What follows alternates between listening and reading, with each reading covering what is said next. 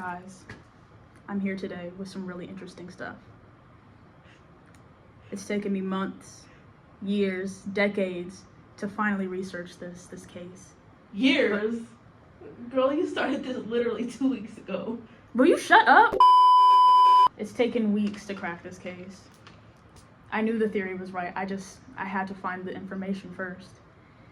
But I just can't believe the government would do something like this. When does the government ever do outlandish actions like this to hurt the country? But I have to reveal the truth.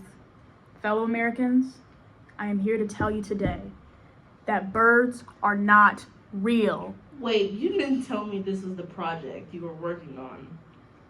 I'm paying you, just go with it. Paying me? You aren't paying me. I'm here to tell you guys today that birds are in fact robots. You ever wonder how you've never seen a baby pigeon? You've only seen the adult ones? What does a baby pigeon look like? Tell me, do you know? 'Cause I sure don't. The evidence doesn't stop there. Pigeons, city surveillance, bluebirds, what are they? Retina scanner, ravens, stealth attack drone, but we're not done. Seagulls, coastal surveillance, owls, night surveillance, and geese, the worst of all, ground attack drones. You ever think about why they're so vicious? That's why. But that's not all the evidence we have. Look at all the bird propaganda you've ever seen. Dove, which you wash your body with, Hooters, where you eat, Chick-fil-A too. It doesn't end, okay? And the worst one of all, I don't have to say anymore. But the biggest question I have with all of this evidence is, what was the Great Emu War? First they were soldiers in World War I, and then they fought us. They can't be real. They have to be robots. So, even with all this evidence, I decided to interview people, take it to the streets and see what we say. Do people think if it flies it spies? Are birds a lie? Let's go find out.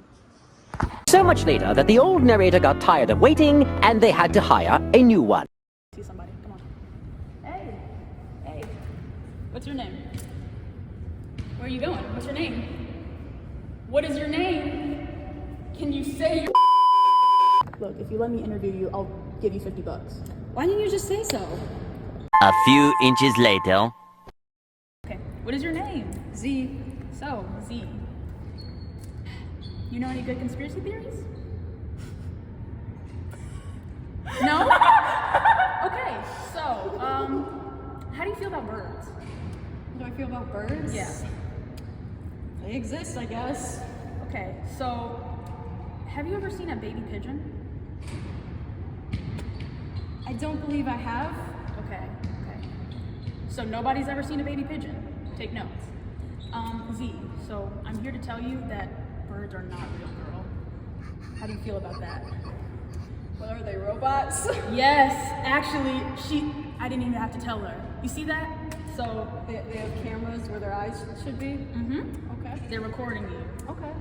Birds, bigger birds, small birds, all types of birds. Did you know that geese are like ground attack drones? Okay. Ravens are the ones in the air. Who's controlling them? The government? Okay. They're actually like AI, but like in the beginning when they first were made, they were definitely like, oh my God, you know like the, what is it?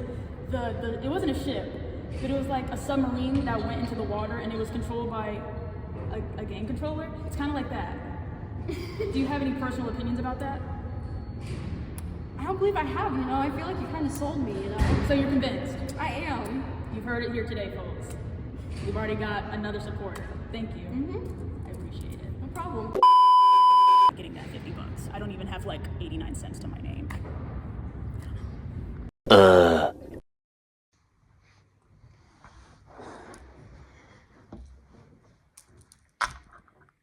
So, birds are actually real.